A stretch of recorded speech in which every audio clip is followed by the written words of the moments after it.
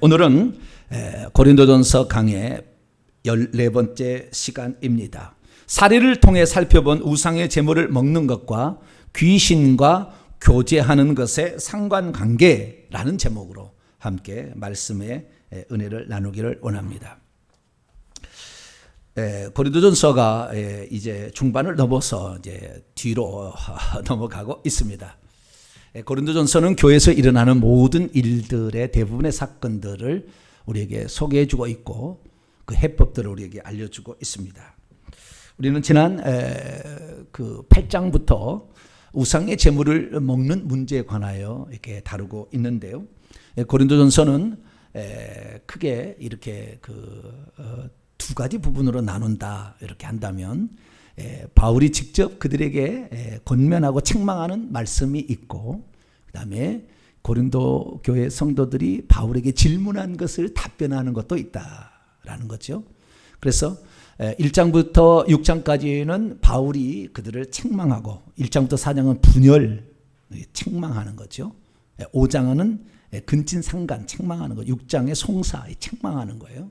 그리고 7장부터 15장까지는 이 고린도 성도들이 바울에게 질문한 것을 바울이 목회적으로 답변을 해주고 있습니다. 7장은 우리가 결혼 문제, 8장의 우상의 취식 문제, 8장, 9장, 10장에 한 건에 우상의 제물을 먹는 문제를 다루고 있고, 중간에 9장은 그 우상의 제물을 먹는 그 자유가 있는데 그 자유를 바울은 사도의 그 권리가 있음에도 불구하고 쓰지 않고 있다라는 것을 통하여 이 자유를 남용하면 안 된다라는 것을 중간에 약간 들어갔고, 오늘 이제 10장에서 이 우상의 취식, 우상의 제물을 먹는 문제를 결론적으로 답변해 주고 있습니다.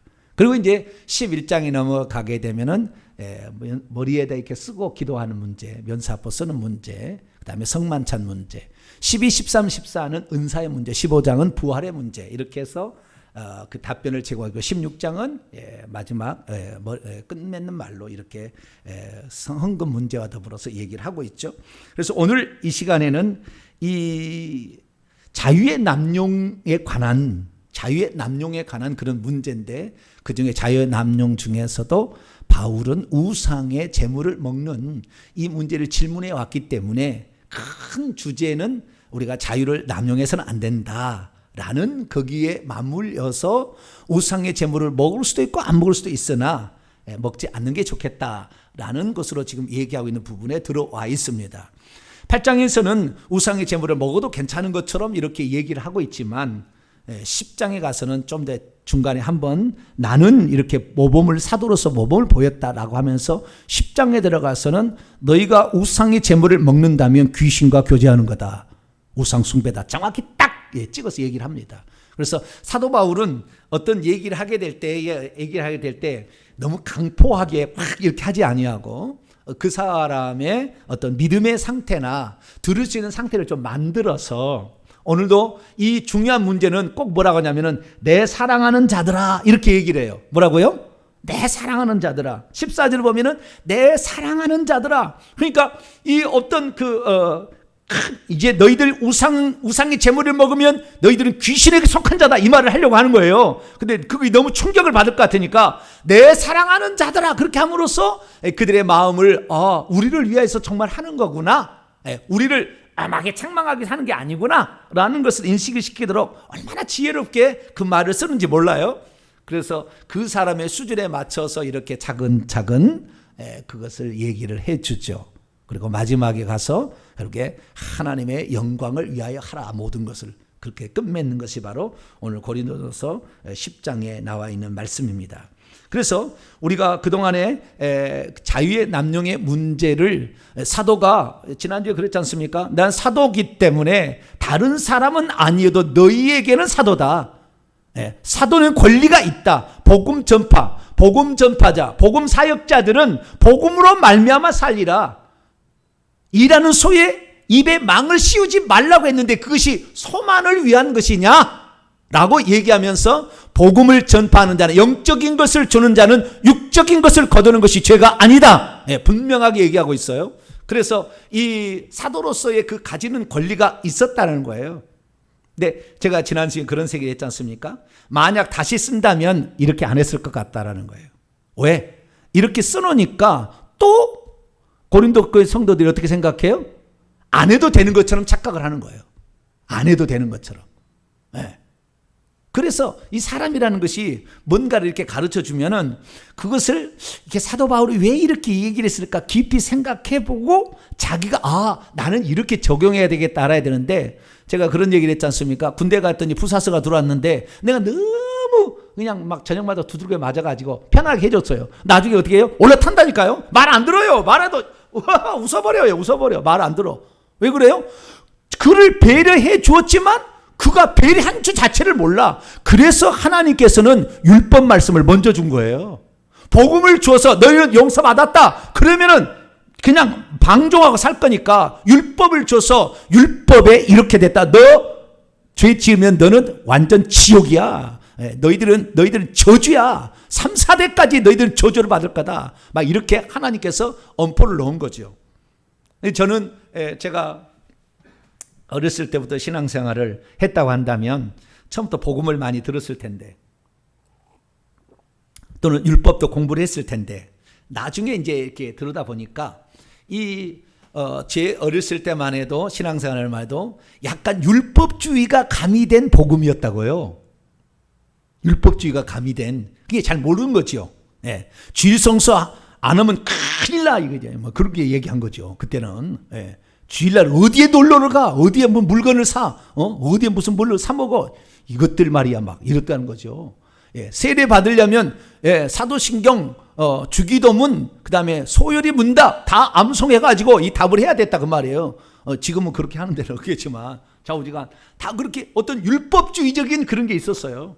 근데 오늘날에는 율법주의적인 것을 가르치지 않으니까 완전히 방탕하고 방종으로 가버려요. 지금 한 번 건 영원한 구원이라고 착각하는 거예요. 언제 그랬는데 오늘 말에도 나오지만 죽여버립니다. 하나님이. 그런 사람 죽여버려. 절대 안 데려가요. 하나님이 무슨 만월이 여김을 받습니까?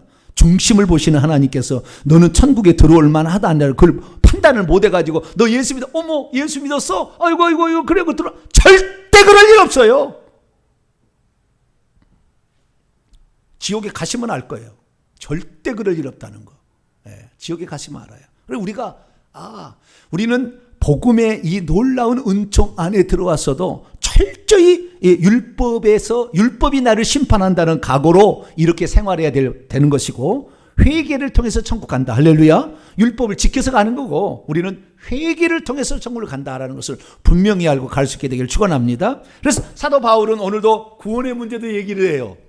이 자유의 남용의 문제를 구원에 관련져서도 얘기를 하고, 뿐만 아니라 이 우상의 제물을 먹는 거, 어디 교단을 가면 십자가 딱 긋고 음식을 만들어도 되고, 십자가 딱 긋고 음식을 먹어도 된다는 천만의 만만의 말씀이에요. 그 음식을 먹을 때 귀신들이 다 들어와요. 영적인 눈이 안 열려서 그러지. 무슨 소리입니까 지금. 초대배 장례배 기독교식으로 들으면은 시체 갖다 놓고 예배 드리면 괜찮다. 귀신이 팍팍 들어옵니다. 그 순간에. 이 시체 속에서 얼마나 귀신이 나오는데 그 예배 드린다고 하나님 받으실 것 같아요? 이스라엘 민족은 하나님 안 섬겼습니까? 그래도 주님께서는 이 뱀들아 독사의 새끼들아 이렇게 얘기한 거 아니에요? 입을 우리가 주여 한다고 천국 가는 게 아니에요. 중심을 보신다 그 말, 중심을. 그래서 우리가 어떠한 상태에 있는가, 어떠한 마음 자세로 우리가 살아가는가 아주 중요해요. 우리는 하나님께서 우리에게 완전한 은혜를 베푸셨지만 우리는 두렵고 떨림으로 이 구원을 이루어가야 될 줄로 믿습니다. 우리의 구원은 이미 받은 거지만 그러나 우리가 죽을 때 완성이 된다는 사실을 알고, 내가 만약 죽는 날 율법대로 심판하면 나는 어디로 갈 것인가를 생각해보며 살아야 되는 거지요. 그래서 우리가 회개를 하다 보면 깨끗해지고 죄와 피리까지 싸워야 되는 거예요. 그래서 결국에 그런 자들 중에 천국에 들어가는 거지, 택도 없는 이야기입니다. 택도 없는 이야기예요. 우리가 이 고린도전서의 말씀도 다 그런 선상에서 우리에게 말씀하고 있습니다. 그래서 오늘 우리에게 주어진 자유, 복음, 율법이 아닌 자유, 이거 자유를 그러니까 어떻게 쓰는 것은 그러면 그걸 방종이라 하는 것인가, 어떻게 쓰면 결국에 멸망으로 그 자유를 가지고 있는 거 치닫는 것인가, 여기 다 나와 있어요. 오늘 우리가 자유 가지고 있는 복음 안에 들어왔지만 복음 안에 있어 생활해도 결국에 지옥에 떨어지는 사람이 꽉 찼다라는 거죠. 왜? 그러면 그렇게 떨어지는 것인가? 여기에 지금 다 나와 있어요. 그래서 하나님께서 이 말씀하신 대로 우리가 정확히 깨닫고 그 말씀에 입각하여서 살아가는 저 여러분 되시길 바랍니다. 누가 위대한 선지자가, 누가 위대한 신학자가, 어떤 교단이 그렇게 가르친다고 그거 따라가지 마세요. 그 교단이 천국 보내주지 않아요.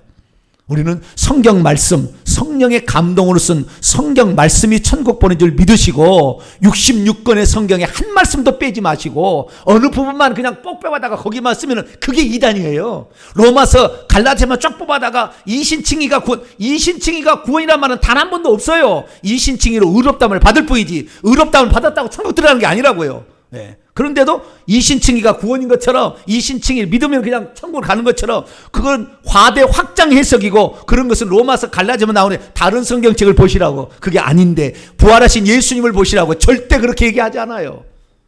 이게 착각하지 말아야 돼요. 우리는 성경의 전체를 통전적으로 봐야 되고, 뿐만 아니라 구약의 사례들과 그리고 원문을 통해서 정확히 그 뜻을 알지 않으면 우리들이 50년, 60년 신앙생활하다가 지옥에 퍽 떨어지는 거예요. 죽을 때. 슬플 일을 가는 거예요. 그 일을 왜 가는 것입니까? 그 주의 종이 잘못 가르쳤다는 거예요. 한 번만이라도 제대로 가르쳤으면 내가 바른 길을 갔을 텐데 나는 주의 종이 틀렸을 거라고는 생각지 못했다 이거잖아요. 어떻게 주의 종이 우리에게 틀리게 가래? 우리를 위해서 그렇게 수고한 분이 틀릴 리가 없었겠다 그렇게 믿고 간 거 아니에요? 그랬더니 지옥 가 있잖아요. 그 종이. 얼마나 참담하겠어요. 얼마나 참담하겠어요. 그래서 저는 그렇습니다. 저는 장로교 통합 측에 있는 사람이지만 장로교 통합 측 교리를 가르치지 않아요. 성경대로 이렇게 가르쳐야 돼요. 그래야만이 우리가 각성하고 우리가 가는 거예요. 사람은 조금만 풀어주면요 금방 해이해집니다. 금방 해이해져요. 제가 이렇게 엄청난 그냥 뭡니까 끌어가는 이런 어떤 그 파워 이렇게 끌어가도 이게 따라올까 말까예요. 이것도 이렇게 하는데도. 그런데 여러분, 주님은 위로하시는 분입니다. 주님은 여러분을 사랑하시는 분입니다. 어찌 그 사랑이 여러분을 내팽개치겠습니까? 걱정하들들 마세요. 듣기는 좋아. 듣기는 얼마나 은혜스러운지 몰라. 그것이 결국에 그 사람을 망가뜨리는 거잖아요. 망가뜨리는 거잖아요. 왜? 긴장을 풀게 만들어서 영적 전쟁을 하지 못하게 만드는 거잖아요. 죽는 거예요. 죽이는 거예요. 그래서 설령 제가 말이 좀 엄하게 나온다 할지라도 잘 들으시고 영이 깨어서 하나님의 사람이 될 수 있게 되기를 축원합니다. 자, 그러면 이 우상 숭배와 관련 지어져서 우리에게 주어진 자유 마음대로 써도 되는 거냐? 모든 것이 가나 모든 것이 유익한 것이 아니요. 모든 것이 가나 덕을 세우는 것이 아니란 말의 의미가 뭔가? 사도 바울이 얼마나 깊이 있게 그렇게 얘기하고 있는지 몰라요. 그 의미가 뭔가 오늘 살펴보는 시간을 갖도록 하겠습니다. 자, 고린도서 10장입니다.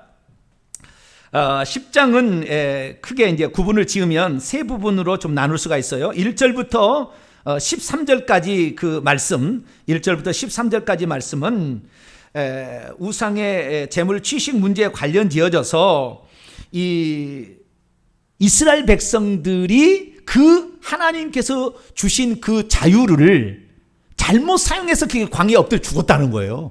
지옥 갔다는 거예요. 그러니까 그 자유를 남용해서는 안 된다는 샘플을 보여줍니다. 그래서 사리를 네 가지로 사리를 들어서 그들이 이러한 죄를 지어서 결국에 이 1차적 구원을 받아서 광야에 나왔으나 다 엎드려 죽었다.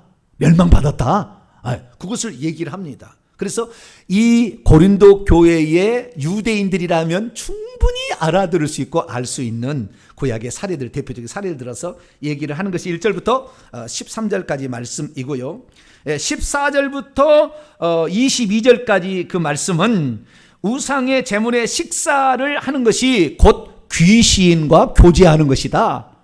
제사와 우상을 숭배하는 그 제사와 우상이 바친 제물을 먹는 문제는 결국에 귀신과 교제하는 너희가 하나님을 질투하게, 노여워하시게가 원문에 질투하시게요. 하나님을 노여워하시게 하겠느냐? 네가 하나님보다 더 강한 자냐? 꼼짝 마라. 이런 거죠. 그래서 이 영적인 세계에 들어가게 되면 이 우상의 제물을 절대 먹어서 안 된다. 이것을 얘기하고 있는 것이고요. 23절부터 이제 마지막 절까지 말씀은 우상의 제물을 먹는 문제에 대한 결론적인 권면으로서 두 가지를 보라는 거예요. 하나는 남의 유익을 구원하기 위해, 모든 것은 목표는 구원인데 남의 유익을 위하여 먼저 이게 뭘 할 거냐 말 것이냐, 이시 남을 무너뜨리거나 남을 걸려지게 넘어가는 것이면 하지 말고 하나님의 영광이 될 것 같으면 하라. 두 가지죠. 그래서 남의 유익이 될 수 있도록 방향으로 해야 되고 하나님의 영광이 되도록 하는 것이다. 자유는 그런 것으로 결론의 말씀을 주고 있습니다.